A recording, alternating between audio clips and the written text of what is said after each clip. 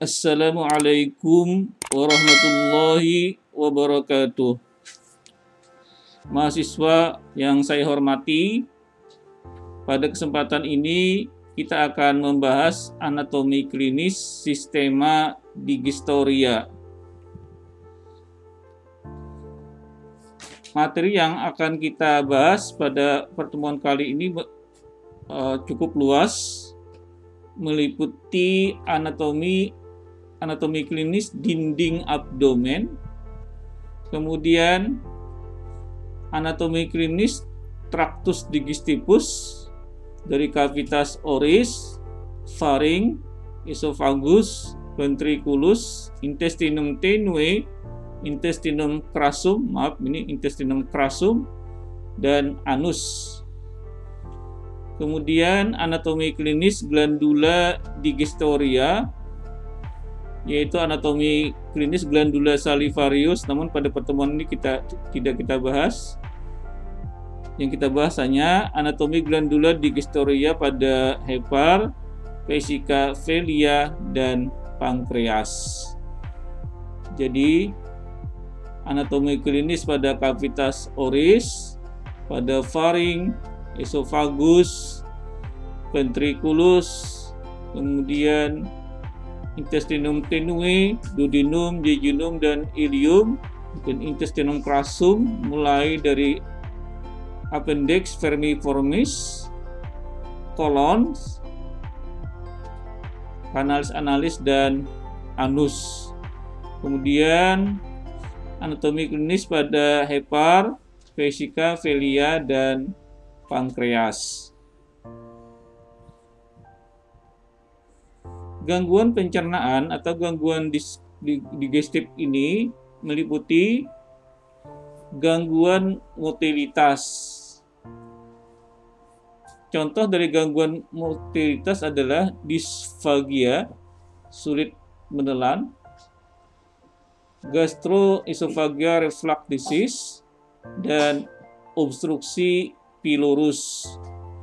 Kemudian mencakup penyakit inflamasi yang biasanya diberi akhiran itis, ya, esofagitis, radang pada inflamasi pada esofagus, gastritis pada lambung, appendicitis pada appendix vermiformis, colitis pada kolon, divertikulitis pada divertikulum, pankreatitis pada pankreas, hepatitis pada hepar, dan sirosis.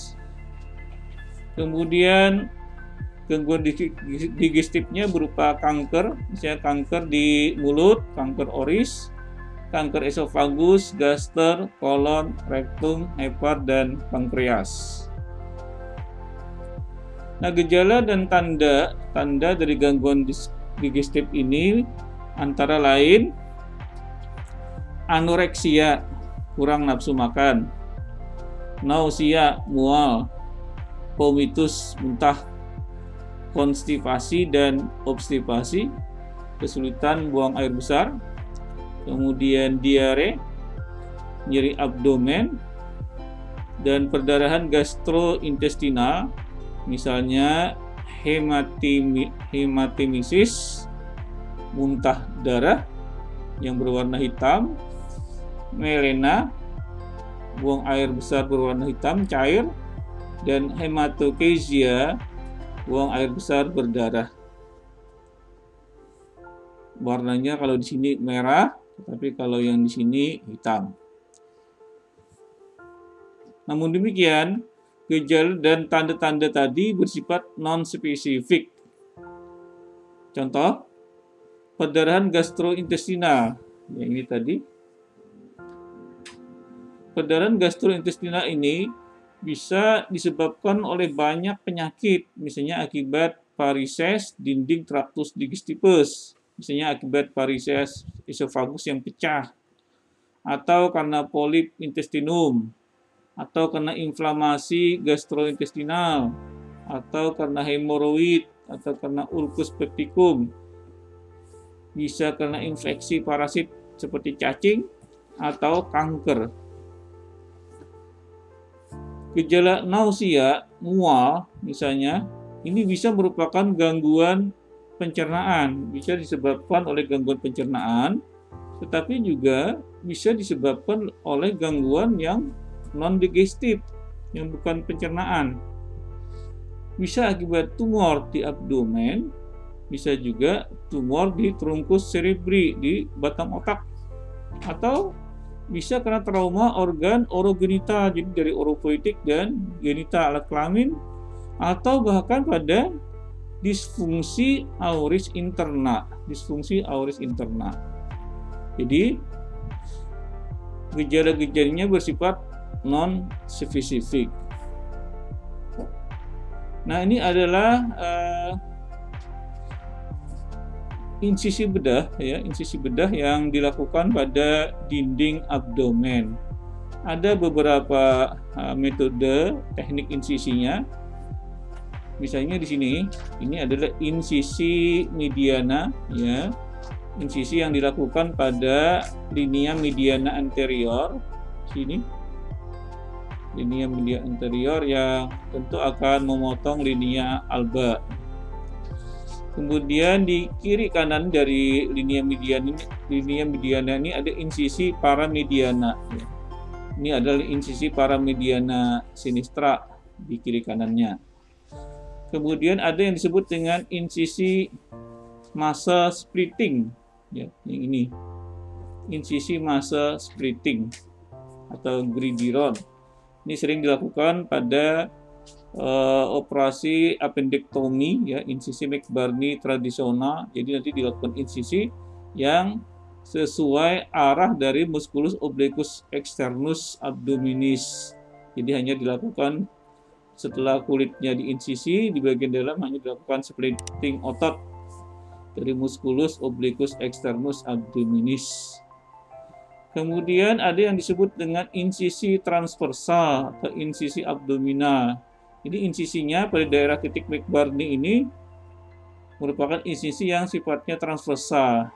Jadi kalau yang insisi gridiron ini, dia insisinya miring sesuai dengan atau paralel dengan serabut-serabut dari musculus obliquus externus abdominis.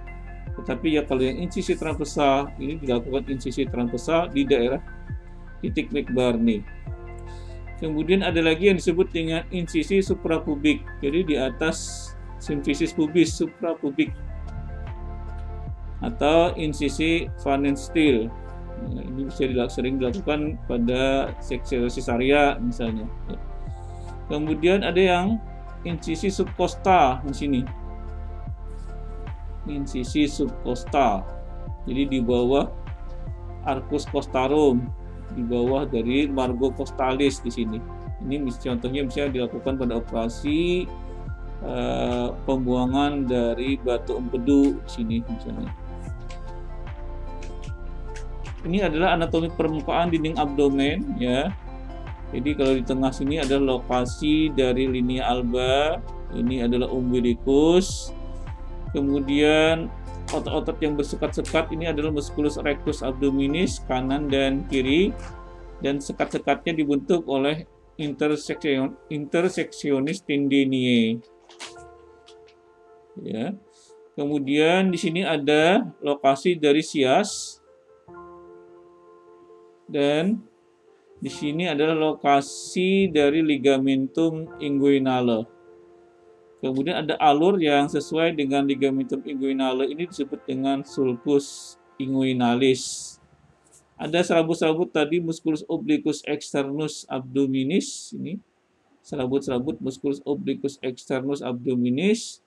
Di posteriornya adalah musculus serratus anterior. Kemudian lengkung yang sini disebut dengan linea semilunaris.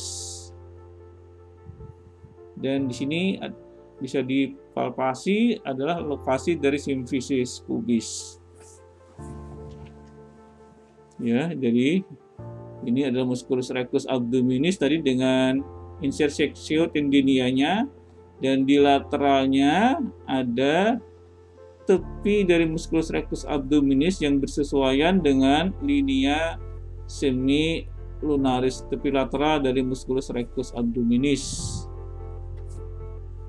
linea semilunaris. Kemudian ini tadi adalah umbilicus, ini ligamentum inguinale. Di permukaan kulitnya nanti ada alur yang disebut dengan sulcus inguinalis, fascias tadi, dan dengan crista iliacanya. Kemudian ada bisa diraba di sini adalah denyut dari aorta abdominalis. Kemudian yang bercabang menjadi arteria iliaca communis, dan nanti di bawah ligamentum inguinale berlanjut menjadi arteria femoralis. Juga bisa diraba margo costalis atau arcus costarum dan processus siphoideus. Berikutnya adalah locus minoris resistentiae. Locus minoris resistentiae adalah tempat-tempat pada dinding abdomen yang memiliki tahanan relatif rendah dibandingkan dengan daerah lain atau regio yang lain. Jadi tempat yang tahanannya minor, tempat yang tahanannya rendah. Nah, biasanya kalau pada orang-orang yang memiliki predisposisi memiliki locus minoris resistentiae ini, begitu tekanan intrakranial meningkat, maka viscera abdominis bisa keluar melalui locus minoris resistentiae ini, sehingga bisa terjadi hernia. Lokasi-lokasi dari locus minoris resistentiae ini adalah linea alba di cranial umbilicus, kemudian di sekitar umbilicus, di fovea inguinalis lateralis, di fovea inguinalis medialis, di trigonum lumbale petiti, dan di lubang-lubang diafragma yang disebut dengan aperture diaphragmatici atau apertura diaphragmatica.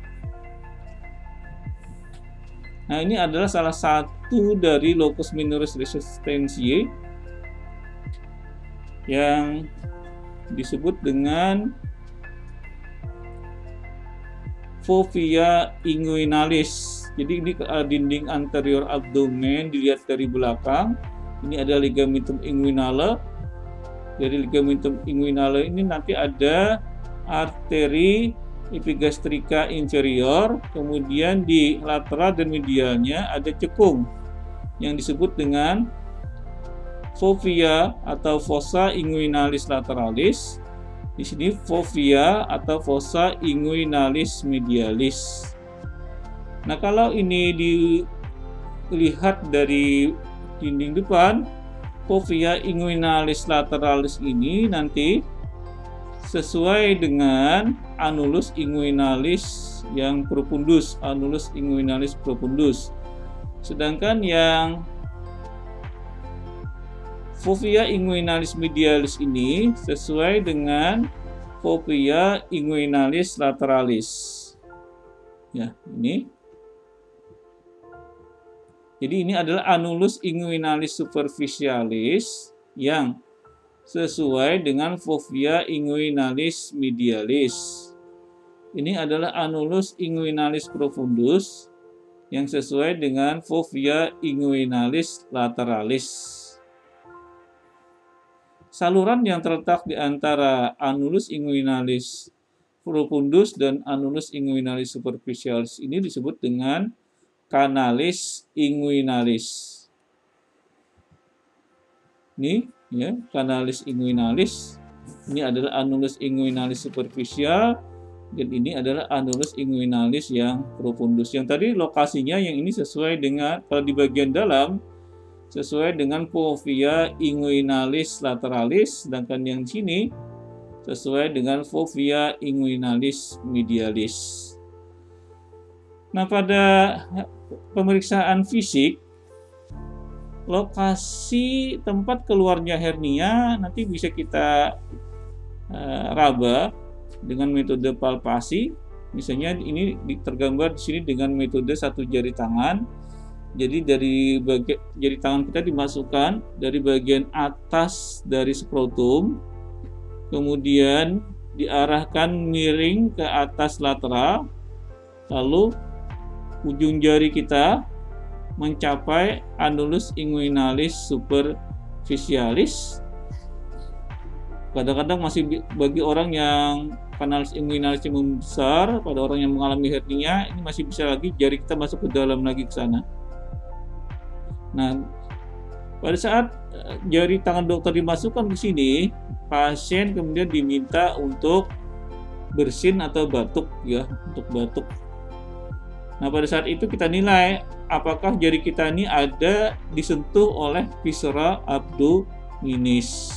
Sehingga nanti kita bisa menentukan apakah hernianya tergolong hernia inguinalis yang direct di sini atau hernia inguinalis yang indirect ya, dengan satu jari. Jadi kalau lubang pintu keluarnya di dada sini, maka ini tergolong sebagai hernia inguinalis yang direct. Sedangkan kalau lokasi keluarnya atau pintu keluarnya dari hernia tadi ada di fovea inguinalis medialis atau di annulus inguinalis profundus ini, maka ini disebut dengan hernia inguinalis yang indirect. Bisa juga dengan 3 jari tangan. Jadi 3 jari tangan itu caranya, satu jari ditempatkan di sini, satu jari ditempatkan di sini, dan satu jari ditempatkan di kanalis femoralis ya. Jadi jari misalnya ini dengan jari tangan kiri dokter, dengan jari tangan kiri dokter diperiksa, ini adalah kanalis inguinalis yang kanan, lalu diperiksa dengan jari tangan dokter, ini jari yang kedua, ini jari yang ketiga, ini jari yang pertama ditempelkan di sini ya. Jadi satu jari di sini, satu jari di sini, satu jari di sini. Lalu pasien diminta untuk batuk. Lalu kita rasakan di bagian mana nanti akan jari kita itu akan tersentuh oleh viscera abdominis pada saat pasien batuk. Nah, kalau nanti terasa di bagian sini, maka ini tergolong sebagai hernia inguinalis yang direct. Ya. Kalau terasa di sini, maka tergolong sebagai hernia inguinalis yang indirect. Kalau lokasinya di sini, maka tergolong sebagai hernia femoralis. Hernia femoralis.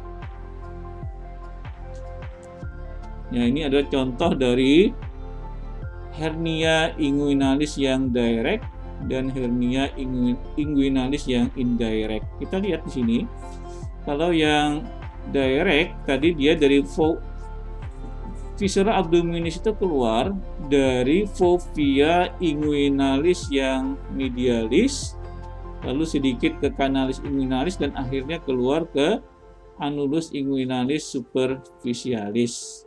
Sedangkan yang hernia inguinalis indirect, maka pintu keluarnya di sini pada annulus inguinalis yang profundus, kemudian ke dalam seluruh kanalis inguinalis, dan akhirnya juga akan keluar juga ke sini ke daerah melalui annulus inguinalis yang superficial.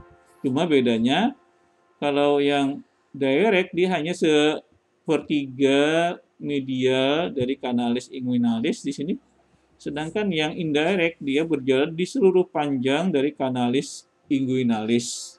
Beda yang lainnya adalah kalau yang indirect biasanya dia akan masuk ke dalam viscera abdominisnya ini, isi hernianya ini akan masuk ke dalam funiculus spermaticus atau chorda spermaticus. Jadi dia di sebelah internal dari funiculus spermaticus.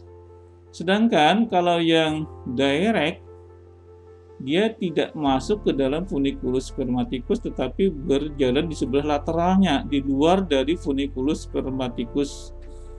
Di luar dari funiculus spermaticus.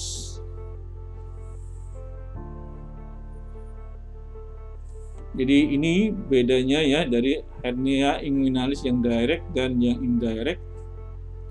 Faktor predisposisinya, kalau yang direct ini adalah kelemahan dinding anterior abdomen pada trigunum inguinale. Maksudnya di sini adalah pada fovea inguinalis yang medialis ya, fovea inguinalis yang medialis.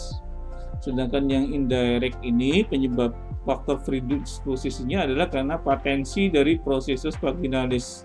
Yang dalam keadaan normal, processus vaginalis itu seharusnya terjadi penutupan. Nah, pada pasien ini dia tidak menutup, sehingga pada orang-orang yang seperti itu viscera abdominis biasanya akan keluar melalui lubang yang ada proses vaginalisnya yang tidak menutup ini. Nah, kemudian kalau pembungkusnya, kalau yang direct itu adalah peritoneum ditambah dengan fascia transversalis. Dia terletak tadi di sebelah luar dari funiculus spermaticus, sedangkan yang di indirect ini pembungkusnya adalah peritoneum dari proses vaginalis yang persisten ditambah dengan lapisan-lapisan dari funiculus spermaticus, karena dia tadi terdapat di dalam funiculus spermaticus, ya, di dalam funiculus spermaticus. Sedangkan perjalanannya yang direct tadi hanya sepertiga medial dari kanalis inguinalis, sedangkan yang indirect adalah melalui seluruh kanalis inguinalis. Kemudian keluarnya dari dinding anterior abdomen ini melalui anulus inguinalis superficial. Dia tadi letaknya di lateral dari funiculus spermaticus. Jarang sampai ke dalam skrotum. Sedangkan yang indirect sama melalui anulus inguinalis superficial, tetapi di sebelah dalam, sebelah internal dari funiculus spermaticus, dan umumnya berjalan sampai ke dalam skrotum pada laki-laki, atau kalau pada perempuan sampai ke labium maius. Ini contoh lain dari hernia. Kalau lokasinya di sini, maka ini disebut dengan hernia umbilicalis, ya, hernia umbilicalis. Kalau di sini lokasinya ini disebut dengan hernia supraumbilicalis, ya, di linea alba krania dari umbilicus adalah hernia supraumbilicalis. Kalau ini di sekitar umbilicus. Kemudian hernia ini tidak terbatas hanya pada dinding abdomen, tetapi juga pada lubang-lubang diafragma. Ini kita lihat di sini. Ventriculus masuk melalui lubang diafragma di hiatus esophagus naik ke atas, jadi dia masuk ke dalam kavitas toraksis, ya.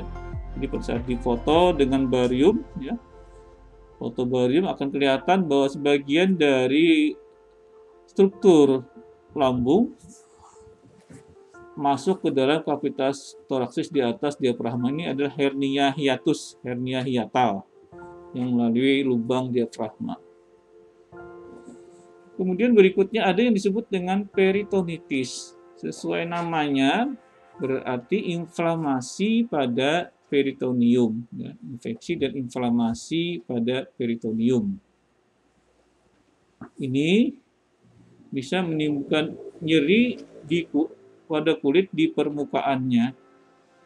Jadi kalau sampai melibatkan peritoneum parietale, maka ini bisa menimbulkan nyeri kulit di permukaannya dan akhirnya menimbulkan peningkatan tonus musculus abdominis yang anterolateral. Jadi terjadi peningkatan tonus.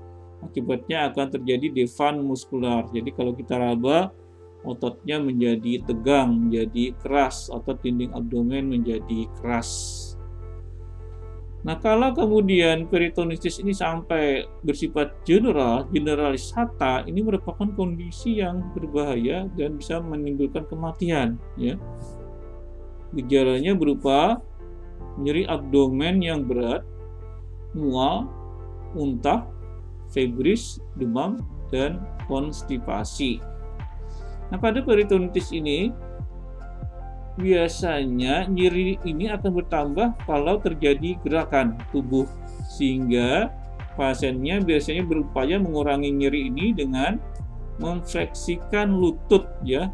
Dengan fleksi lutut maka terjadi relaksasi dari otot-otot anterolateral abdomen. Pasien juga berupaya untuk bernapas pendek untuk menurunkan tekanan intraabdomen, sehingga nanti nyerinya akan berkurang. Peritonitis itu sendiri bisa mengenai peritoneum parietale dan peritoneum viscerale. Kalau mengenai peritoneum viscerale, maka nyerinya bisanya bersifat tumpul dan difus, menyebar.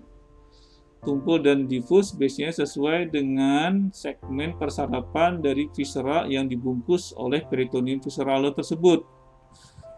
Tetapi kalau peritonitisnya mengenai peritoneum parietal, maka nyerinya bersifat tajam dan lebih terlokalisir lokasinya. Kenapa? Karena peritoneum parietale persarapannya bersifat somatik, sehingga sifat nyerinya nanti bersifat tajam dan tegas.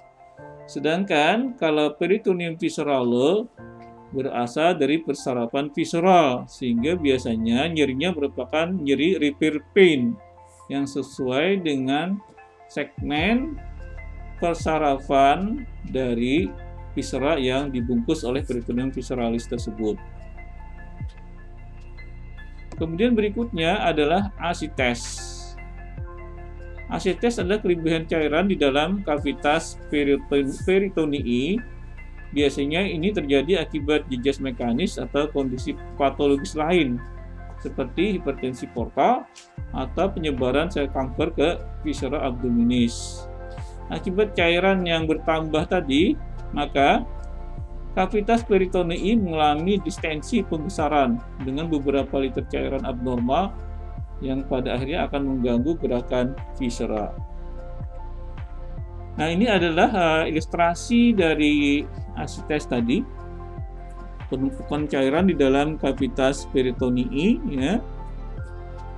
Nah, berhubung di dalam kavitas peritonei ini ada organ intraperitoneal, ada traktus gastrointestinalis yang intraperitoneal, misalnya iunum dan ilium atau kolon transversum, maka pada posisi supinasi, maka usus yang berisi udara itu akan mengapung di bagian yang tertinggi, sedangkan cairan akan berada di bagian yang lebih bawah karena pengaruh gravitasi, sehingga pada saat posisi terlentang dengan posisi miring di kubitus lateral, maka akan terjadi seperti ini, ya. Pada posisi supinasi, usus-usus yang intraperitoneal tadi akan berada di dinding anterior, di dinding depan di sini, sedangkan cairannya akan menumpuk di bawah. Nah, begitu kemudian pasiennya miring ke samping, maka usus ini juga akan nanti bergerak ke atas.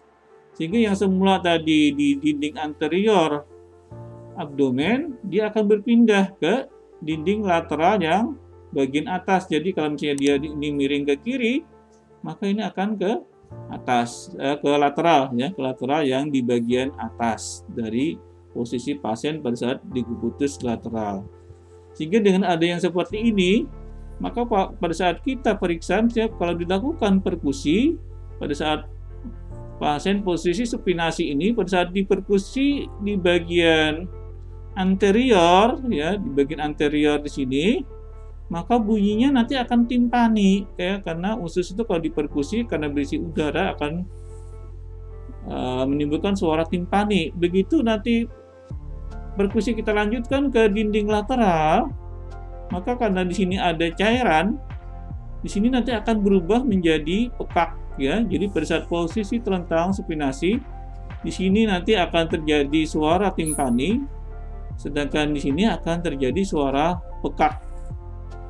Nah, begitu kemudian posisi pasien tadi kita ubah menjadi dekubitus lateral, miring, maka yang semula di sini tadi pekak, ya, begitu karena dia miring ke sana, miring ke situ, cairannya nanti akan berpindah ke lateral yang ada di bawah, sehingga yang di sini nanti yang semula tadi sini pekak, ya, ini pekak, maka pada saat diperkusi ini nanti akan menjadi timpani,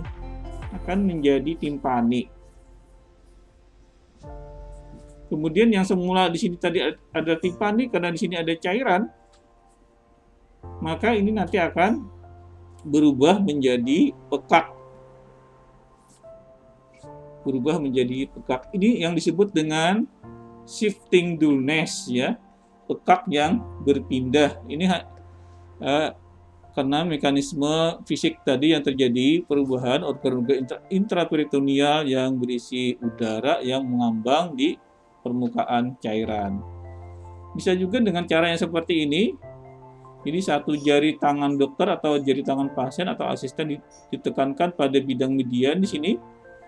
Kemudian dua jari tangan dokter, satu di dinding lateral, satu di dinding lateral yang lain, satu meraba di sini, satu mengetok di sini. Maka kalau di sini ada cairan asites, bagian di sini nanti akan merasakan gelombang pukulan dari cairan yang bergerak akibat pukulan yang di sisi yang kontralateral, akhirnya ke sini akan terasa. Ada tindakan bedah yang disebut dengan parasentesis abdomen. Ini merupakan fungsi bedah kavitas peritonei untuk aspirasi atau drainase cairan. Jadi nanti dilakukan pertama kali dulu anestesi lokal. Setelah itu jarum atau trokar dimasukkan melalui dinding anterolateral abdomen masuk ke dalam kavitas peritonei. Ini salah satu contoh, jarum bisa dimasukkan di superior vesika urinaria yang kosong, ya, vesika urinaria yang kosong, dan pada lokasi yang tidak mengenai arteria epigastrika inferior. Jadi kalau kita melakukan parasentesis abdomen ini, karena di sini tadi misalnya banyak cairan, ya, terjadi asites, maka kita lakukan dulu anestesi lokal dulu. Setelah kita lakukan anestesi lokal, jarum atau trokat kemudian dimasukkan menembus dinding abdomen sampai masuk ke dalam kavitas peritonei. Lokasinya bisa di beberapa tempat. Misalnya yang kita contohkan di sini ada tadi di atas vesika urinaria, tetapi hati-hati tadi jangan sampai mengenai arteria epigastrika inferior. Jadi di atas vesika urinaria bisa sini, ya. Atau bisa juga tadi di linea alba, ya, atau di tempat yang lain, ya. Di tempat yang lain. Jadi intinya adalah jarum sampai menembus ke dalam kavitas peritonei, kemudian diaspirasi untuk mengeluarkan cairan asites tadi. Kemudian berikutnya adalah anatomi klinis di kavitas oris, yang beberapa penyakit yang sering ditemukan, misalnya ini adalah penyakit keturunan bawaan yang disebut dengan labioskisis, mohon maaf nih O-nya ketinggalan, labioskisis, ya. Jadi sumbing pada labium oris, labioskisis, atau bisa juga terjadi palatoskisis, sumbing pada palatum, palatum durum dan palatum mole. Ada malah gabungan labiopalatoskisis, sumbing pada bibir dan pada langit-langit. Kemudian juga sering terjadi pada kavitas oris ini adalah afte atau ulkus, bisa pada lidah misalnya afte lingue, atau pada pipi afte buka, ya, atau pada bibir afte labia, ya, labium oris. Bisa juga terjadi kanker mulut, keganasan pada kanker mulut, dan ini pada kanker mulut ini bisa tumbuh di semua tempat, ya, di dinding kavitas oris.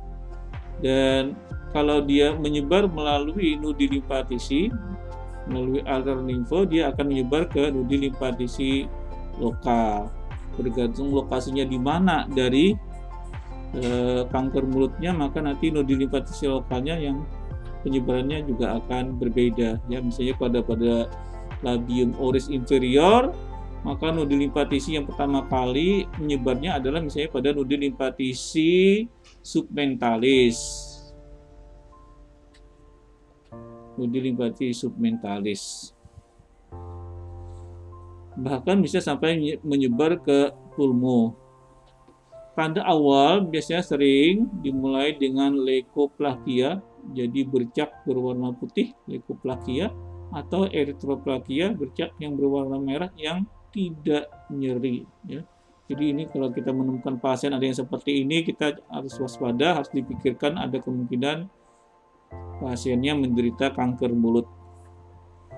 Kemudian anatomi klinis di faring, ini tidak kita bahas lebih lanjut karena ini nanti masuk di bagian saluran pernapasan juga ya, yaitu tonsilitis, yaitu inflamasi pada tonsila palatina, faringitis, inflamasi pada faringnya, mukosa faring, dan corpus alienum, benda asing yang sering kadang-kadang ada yang sering terjadi adalah ada tulang ikan ya yang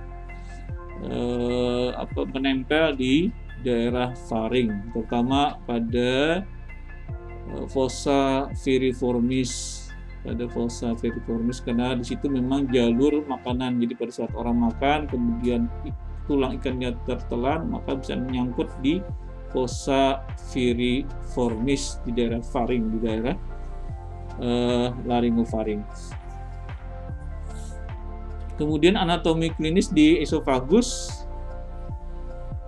antara lain akalasia. Akalasia ini merupakan kelainan bawaan, terjadi penyempitan pada esofagus karena ketidakadaan ganglion saraf otonom, akalasia ini.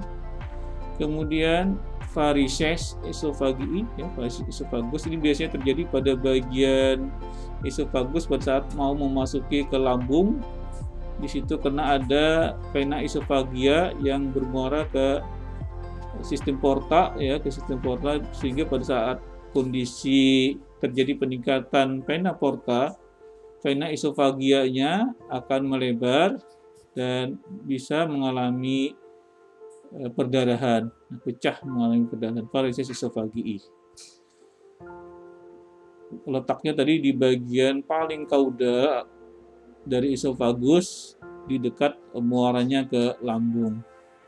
Kemudian ada yang disebut dengan gastroesophageal reflux disease, penyakit reflux gastroesophageal. Penyakit ini terjadi akibat sphincter esofagus yang bawah ini gagal menutup secara adekuat. Normalnya sphincter ini bisa menutup dengan baik sehingga asam lambung tidak mengalami reflux ke dalam dinding esofagus. Tetapi kalau ini kemudian terjadi kegagalan menutup secara adekuat, maka asam hidroklorida, asam lambung itu bisa reflux masuk ke dinding esofagus. Kita ketahui bahwa di struktur anatomi dari mukosa esofagus itu tidak dirancang untuk tahan terhadap asam. Beda dengan struktur anatomi lambung. Di situ ada plica gastrika yang relatif lebih tahan terhadap asam hidroklorida, sedangkan dinding esofagus tidak memiliki struktur yang seperti lambung, sehingga kalau dia sering terpajan dengan asam hidroklorida, maka dinding esofagusnya bisa mengalami gangguan. Gejala yang khas dari reflux gastroesophageal ini adalah hebat, ya, jadi rasa panas, rasa terbakar pada daerah jantung, pada daerah dada, ya, dada depan. Keluhan yang sering juga ditemukan pada pasien-pasien adalah nyeri abdomen. Ya. Nyeri abdomen sering dipersepsi berasal dari dinding abdomen.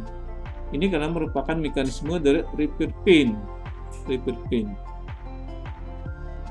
Nah, nyeri yang berasal dari saluran pencernaan yang berasal dari foregut atau prointeron, ini mulai dari ventriculus sampai ke duodenum pars descendens yang setengah ora atau setengah atas dari duodenum pars descendens, ini akan nyerinya diproyeksikan ke regio epigastrika, ya.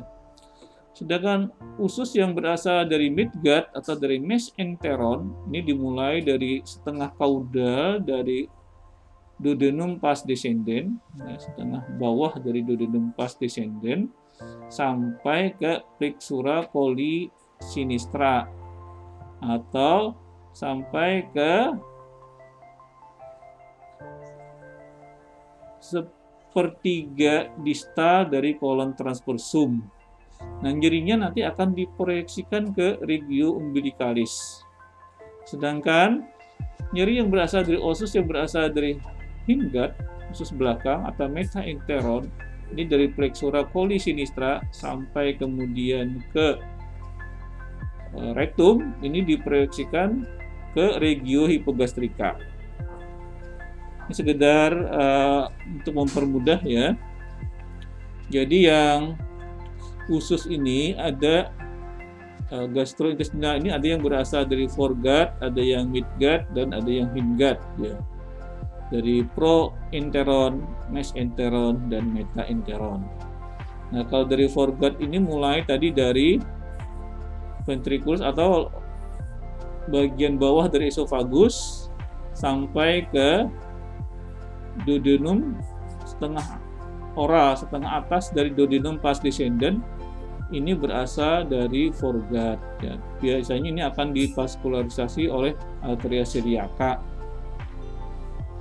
Nah, sedangkan yang berasal dari midgut ini dimulai dari setengah caudal dari duodenum pars descendens sampai ke plexura coli sinistra, atau yang lebih tepatnya sampai ke sepertiga dista dari kolon transversum. Ini wilayah yang berasal dari midgut ya. Ini divaskularisasi oleh arteria mesenterica superior.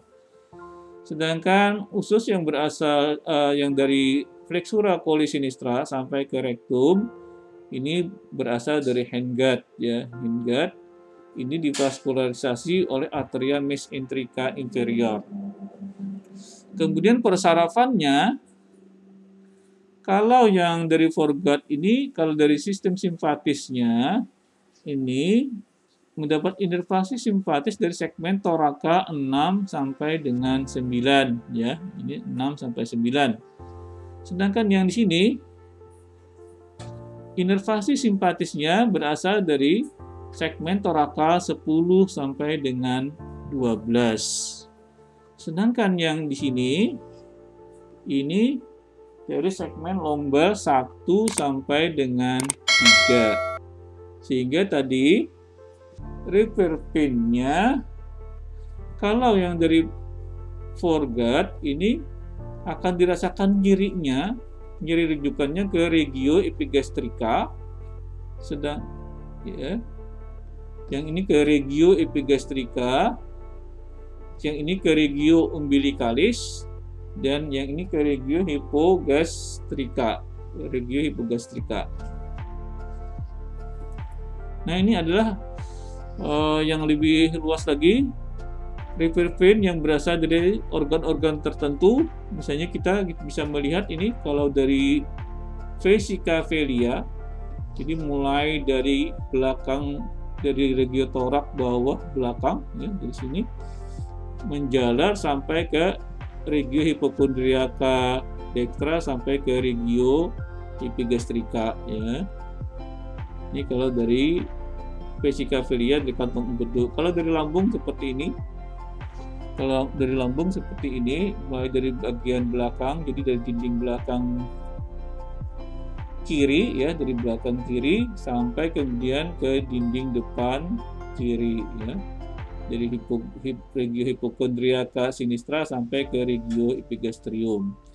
Kalau dari appendix ini di sekitar umbilikus, jadi dari periumbilika yang lama kelamaan akan menyebar ke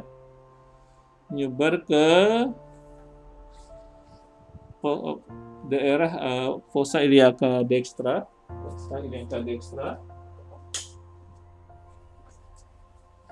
Kemudian kalau yang ini, tapi ini tidak dibahas di sistem pencernaan, dari ginjal dan ureter dan vesika urinaria ya. Ini kalau dari esofagus tadi headband-nya di daerah sini ya. Jadi di daerah anterior dinding toraks ya, anterior bawah dari dinding toraks ya. Bahkan tadi vesika velia-nya bisa riverpin-nya bisa sampai menyebar ke bahu ya, bahu kanan dan kiri. Ini adalah contoh dari beberapa penyakit digesti ya, pankreatitis, appendicitis dan seterusnya. Gangguan-gangguannya cukup banyak juga ya. Dan tadi sekali lagi tanda dan gejalanya tidak khas ya, tidak khas. Mumps ini adalah penyakit yang mengenai glandula parotis ya, jadi inflamasi pada glandula parotis akibat infeksi virus. Berikutnya adalah anatomi klinis di lambung atau di gaster ya, berupa ulcus gastricum ya. Ulcus gastricum ini adalah ulcus yang ada di mukosa ventriculus. Ada yang disebut dengan ulcus pepticum. Ini ulkusnya berada di canalis pyloricus atau di duodenum. Nah, biasanya sering dihubungkan dengan infeksi dari bakteri Helicobacter pylori. Kalau ulkus tadi sampai kemudian mengenai atria gastrika, maka ini dapat menyebabkan perdarahan yang besar yang mengancam jiwa. Ulcus gastricum yang lokasinya di posterior dapat mengikis dinding ventriculus sampai ke pankreas, menimbulkan reperpin ke punggung. Kalau itu sampai menimbulkan erosi atria lienalis atau atria splenica, maka bisa menimbulkan perdarahan yang berat ke dalam kavitas peritonei. Kemudian ini adalah variasi dari lambung yang berhubungan dengan habitus ya, habitus tubuh. Jadi pada orang individu yang hipostenik ya, pada orang yang gemuk ini, maka kita bisa melihat ini lambungnya ya, ventrikulusnya terletak tinggi. Jadi dia ventrikulusnya agak tinggi dan lebih transversal. Sedangkan pada orang yang astenik yang kurus ini ya, yang kurus, maka ventrikulusnya turun ya ke bawah, rendah dan arahnya lebih vertikal. Berikutnya anatomi klinis di duodenum adalah ulcus duodeni atau ulcus pepticum tadi. Biasanya kalau di duodenum ini terletak di dinding posterior pas superior duodeni. Nah, kalau ulcus itu sampai menembus dinding duodenum, maka nanti bisa menimbulkan komplikasi peritonitis. Erosi atria gastroduodeninalis dapat menimbulkan perdarahan yang berat yang nanti akan masuk ke dalam kavitas peritonei.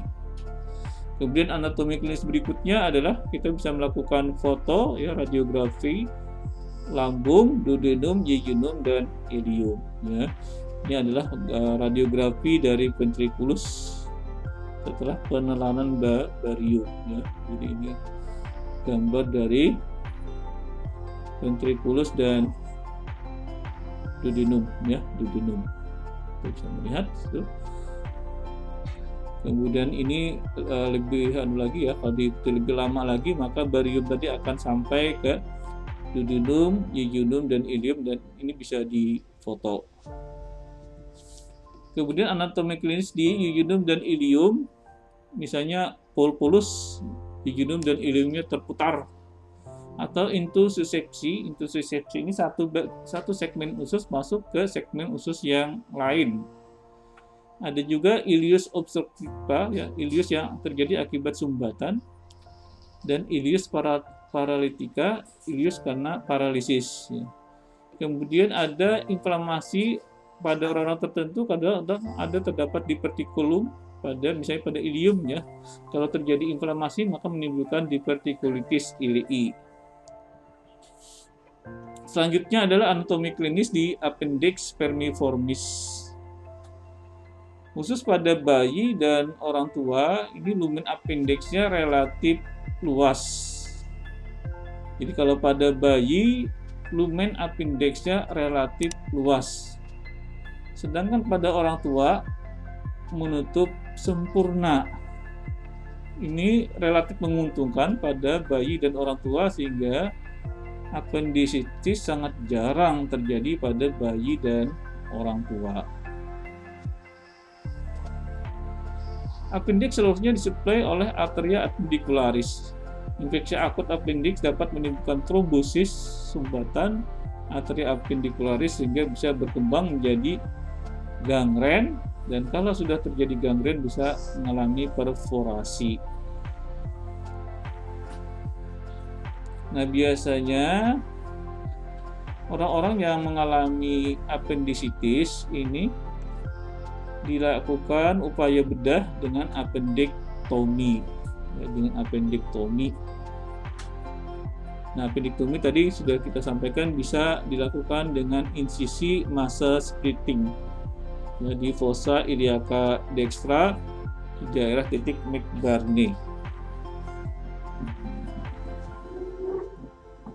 Ini adalah variasi letak appendix yang cukup bervariasi sekali, sehingga ini bisa menimbulkan gejala klinis yang juga bervariasi. Jadi bisa parakolikal, bisa retrokolikal, ya bisa subsekal, bisa pelvic, bisa promontorium, post ilia, reilia, dan lain-lain.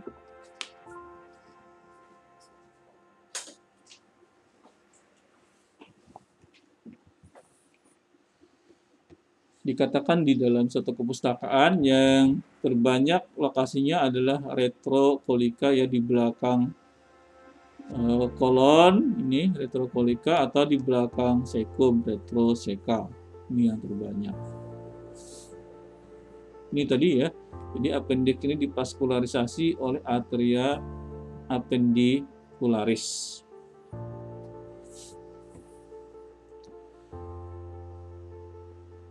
Appendicitis ini merupakan penyebab umum dari akut abdomen.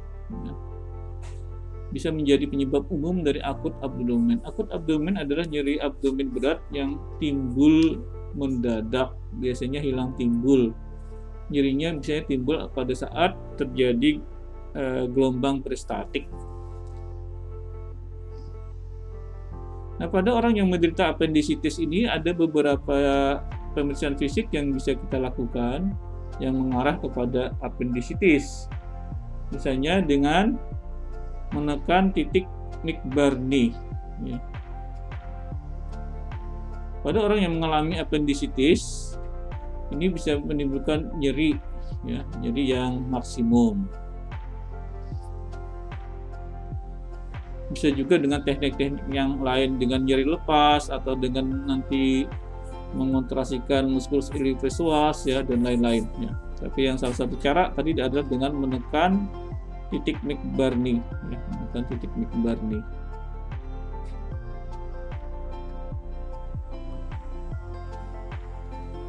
Nah, biasanya gejalanya kalau orang yang mengalami appendicitis ini, nyerinya biasanya dimulai sebagai nyeri yang samar-samar, ya, di regio periumbilicalis. Di regio periumbilicalis. Kenapa samar-samar? Karena ini merupakan nyeri yang bersifat repair pain, yang berasal dari visceral, sehingga nyerinya bersifat tumpul, samar-samar, yang diffus, ya, yang diffus. Ini sama-sama di regio periumbilicalis. Karena apa? Karena selaput nyeri aferennya masuk melalui segmen medula spinalis, segmen toraka 10. Atau kalau kita kembali ke yang ini tadi, ya, jadi appendix masuk sini, masuk yang berasal dari midgut, ya, pesarapannya dari toraka 10 sampai dengan 12, sehingga memang akhirnya nyerinya diproyeksikan ke regio umbilicale.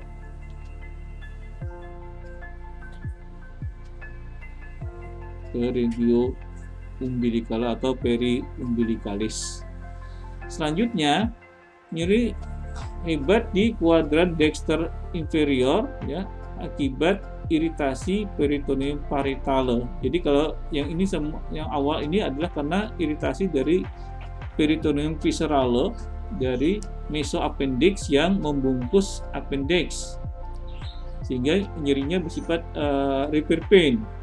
Begitu nanti mengenai peritoneum parietale, maka nyerinya bersifat tajam dan terlokalisir di kuadran dexter inferior yang melapisi peritoneum parietale, yang melapisi dinding posterior abdomen. Ini tadi appendektomi sudah, ya. Bisa dilakukan dengan laparoskopik appendektomi, ya, dengan cara laparoskopi, atau bisa dengan insisi transversal, atau dengan miring, ya, dengan insisi muscle splitting. Kemudian anatomi klinis di kolon yang kita sampaikan di sini adalah colitis, kolektomi, dan ileostomi. Sesuai namanya, colitis adalah inflamasi, ya, inflamasi pada kolon.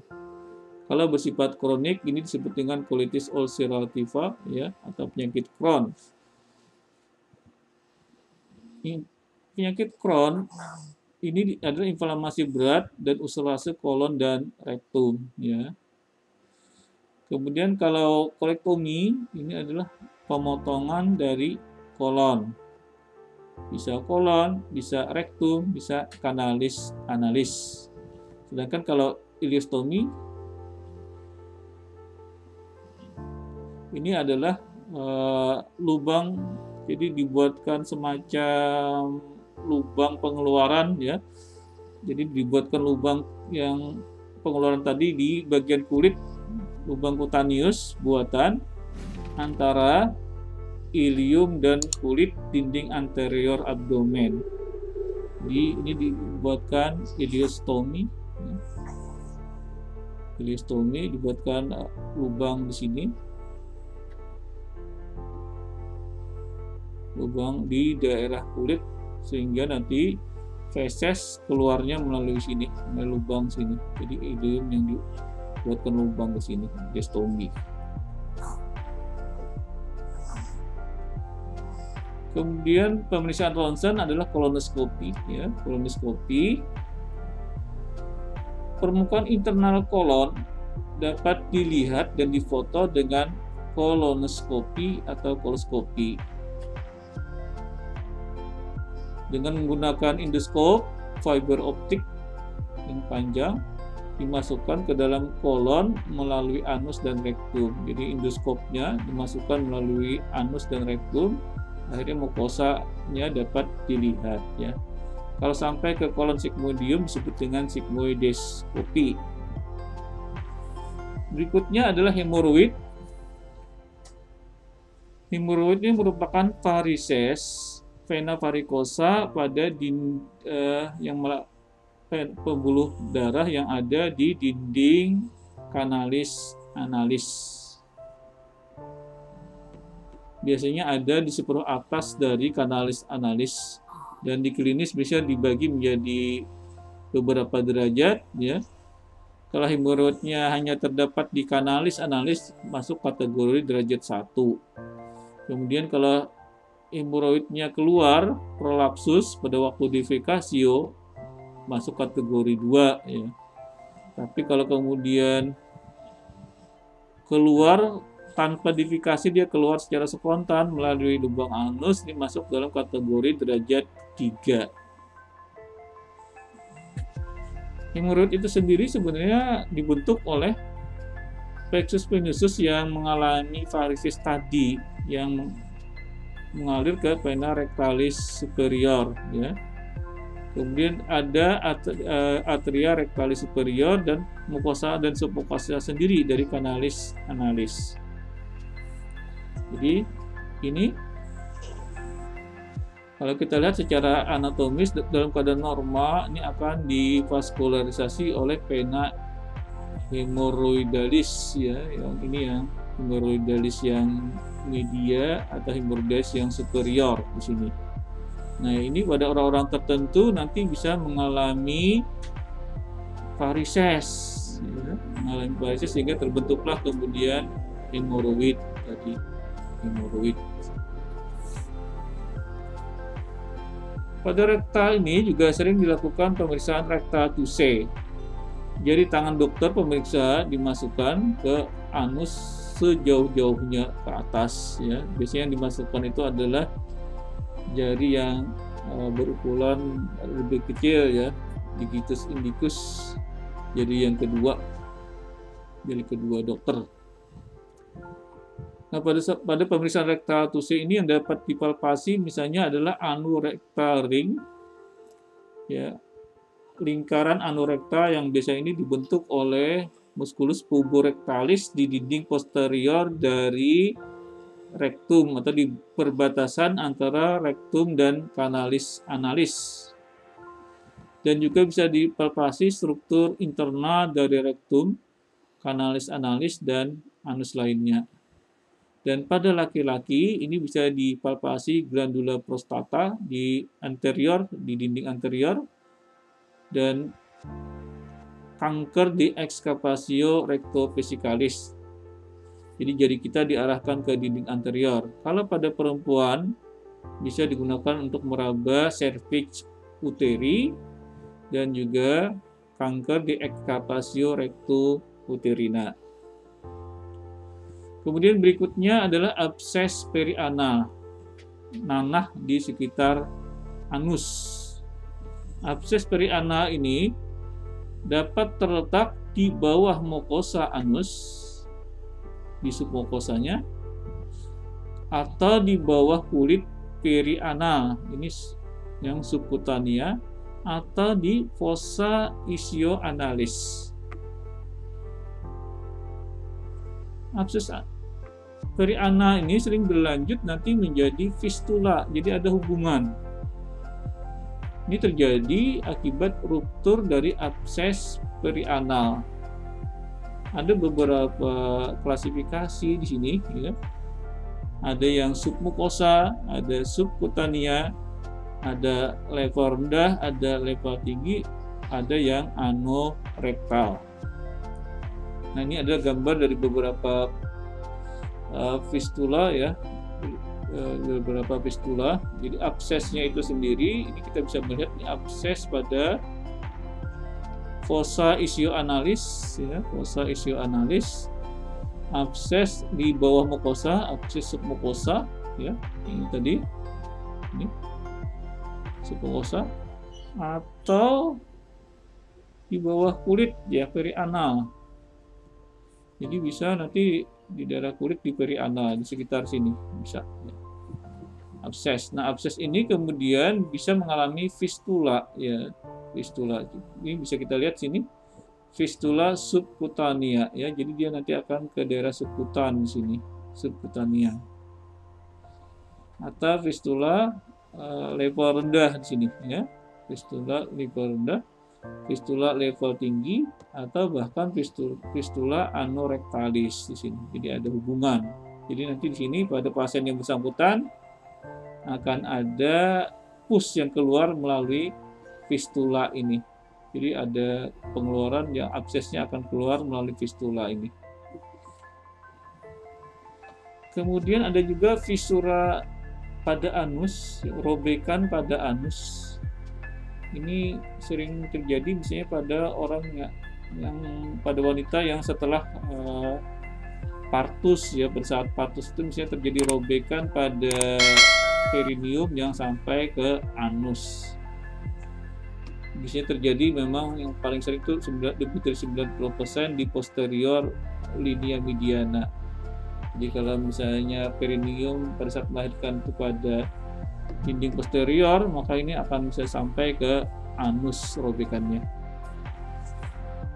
Kemudian berikutnya kita akan masuk ke anatomi klinis dari glandula digestoria. Yang pertama adalah kanker pankreas, ya, kanker pankreas. Yang paling sering ini mengenai kaput pankreas. Kalau mengenai kaput, ini bisa menimbulkan obstruksi ekstrahepatik dari ductus biliaris. Akibatnya nanti akan terjadi retensi pigmen empedu, maka pasiennya nanti akan mengalami ikterus atau jaundice atau kuning. Kemudian pembesaran vesika velia karena terjadi bendungan empedu. Jadi ini sekedar mengingat kembali, ini adalah bagian pankreas, ya, ini kaput, ini kolum, ini korpus, ini kauda, ya, ini processus unguinatus. Kalau terjadi di sini kanker pankreas di bagian kaput, maka kanker pankreas tadi akan bisa mengganggu aliran empedu. Empedu yang sini, sehingga nanti akan terjadi tadi ikterus dan pembesaran vesika velia. Berikutnya adalah sirosis hepatis. Cirrhosis hepatis ini jaringan parenkim dari hepar itu rusak, kemudian diganti dengan jaringan konektif fibrosa ya. Jadi karena hepatosit sel heparnya rusak, lalu diganti dengan jaringan konektif fibrosa. Jaringan konektif fibrosa ini mengelilingi pembuluh darah intrahepatik dan ductus biliaris. Akibatnya, karena terjadi jaringan fibrosa ini, hepar menjadi keras. Dan karena mengelilingi pembuluh darah dan ductus biliaris ini, maka menghambat sirkulasi darah ke hepar dan juga menimbulkan komplikasi dari hambatan sirkulasi darah tadi. Akibatnya akan terjadi hipertensi portal. Hipertensi portalnya. Ketika faruk dan fibrosis dari cirrhosis hepatis menyumbat vena porta hepatis, maka tekanan di vena porta hepatis akan meningkat, sehingga di cabang-cabang vena porta hepatis juga akan meningkat. Nah, di tempat anastomosis vena porta dan vena sistemik, hipertensi porta tadi akan menimbulkan varises dari vena, pembesaran dari vena, dan darah mengalir dari sistem porta ke sistem sistemik. Jadi kalau kita lihat gambar ini adalah vena porta ya. Jadi kalau di sini misalnya tadi terjadi cirrhosis hepatis ya, terjadi jaringan fibrosa, maka cirrhosis hepatis ini akan kemudian menyumbat dari vena porta hepatis. Maka nanti akan terjadi bendungan pada vena porta hepatis ini, akibatnya akan terjadi hipertensi portal. Kalau terjadi hipertensi portal, maka vena-vena yang bermuara ke vena porta hepatis ini juga akan mengalami bendungan. Misalnya kalau terjadi bendungan di sini di vena esofagia bermuara ke vena koronaria akan bermuara ke vena porta, maka di sini akan terjadi varises esofagii. Yang ini akan mudah sekali terjadi ruptur perdarahan yang menimbulkan keadaan gawat darurat perdarahan abdomen yang banyak. Bisa juga nanti ini akan menimbulkan bendungan pada vena mesenterica inferior. Nah, pada vena mesenterica inferior ini salah satunya nanti ada vena hemorrhoidalis superior dan vena hemorrhoidalis media. Di sini vena hemorrhoidalis superior. Akibatnya nanti akan terjadi hemoroid. Jadi tidak aneh kalau orang terjadi hipertensi portal bisa terjadi hemoroid di kanalis analis. Kemudian pada vena porta ini tapi tidak tergambar di sini bermuara vena parumbilicalis. Nah, vena parumbilicalis ini nanti akan masuk ke dinding abdomen di sekitar umbilikus sehingga terjadi pembesaran varises dari vena-vena dinding abdomen yang berpusat di umbilikus. Ini menimbulkan nanti varises vena yang berbentuk seperti kepala ular yang disebut dengan caput medusae. Atau nanti akan terjadi pembesaran dari anastomosis vena porta dengan vena sistemik ya, vena porta dan vena sistemik.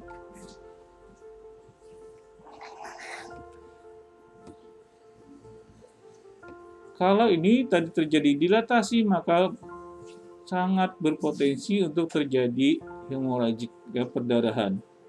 Ini juga bisa terjadi splenomegali ya. Jadi kalau kita melihat gambar di sini, vena porta itu salah satunya nanti akan bermuara vena lienalis. Jadi kalau di sini terjadi peningkatan tekanan vena porta, maka di sini akan terjadi bendungan. Akibatnya di sini lien akan membesar sehingga terjadi splenomegali. Nah, metode bedah yang sering digunakan untuk menurunkan hipertensi portal ini adalah dengan mengalirkan darah dari sistem portal ke sistem vena sistemik. Ini ada beberapa cara ya, jadi dari vena porta ini nanti dihubungkan, dianastomosikan ke vena sistemik. Ini gambaran dari sel hepatisnya, ada benjol-benjol dan ada jaringan ikat. Kemudian berikutnya adalah anatomi klinis di vesicaphelia ya, yang saat ini sering terjadi. Ini adalah cholelithiasis, batu pada vesicaphelia ya, cholelithiasis, dan pada saluran empedu cholelithiasis. Cholelithiasis atau gallstone ini adalah batu di ductus cysticus, ductus hepaticus, dan di ductus biliaris. Jadi kalau di ductus biliaris tadi namanya cholelithiasis. Nah, kalau ini terjadi ujung distal ampula hepatopankreatika merupakan bagian tersempit saluran empedu, dan kalau terjadi di situ batu, maka bisa menimbulkan penyumbatan. Jadi kalau kita kembali ke sini ya, jadi ini adalah ampula hepatopankreatika ya. Ampula hepatopankreatika yang merupakan gabungan dari ductus biliaris atau ductus choledochus dengan ductus pancreaticus mayor. Batu seringkali terjadi di sini.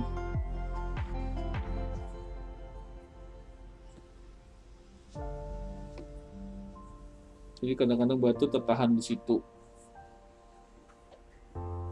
Bisa menimbulkan kolik biliar, ya, kolik biliar, karena ini tadi vesicaphelia-nya berasal dari flow enteron, maka nanti nyerinya akan diproyeksikan di regio epigastrika. Jika batu menyumbat ductus cysticus, bisa terjadi cholecystitis, menyebabkan pembesaran vesicaphelia. Nyerinya juga sama, nanti akan diproyeksikan di regio epigastrika. Selanjutnya bergeser ke regio hipokondriaka dextra, ya, di junction cartilago costalis 9 dan tepi lateral vagina recti. Ini salah satu tanda khas nanti. Salah satu tanda dari cholecystitis adalah kita melakukan palpasi di hubungan cartilago costalis 9 dengan tepi lateral dari vagina recti, dari vagina muscular recti, maka itu pada saat jari kita tekankan di situ, pasien kemudian diminta untuk menarik nafas inspirasi. Pada pasien yang mengalami cholecystitis, maka pasiennya nanti akan menghentikan nafas karena pada saat dia inspirasi, cholecystisnya akan menyentuh jari tangan dokter sehingga akan menimbulkan nyeri, sehingga pasiennya nanti akan menghentikan nafas untuk menarik nafas.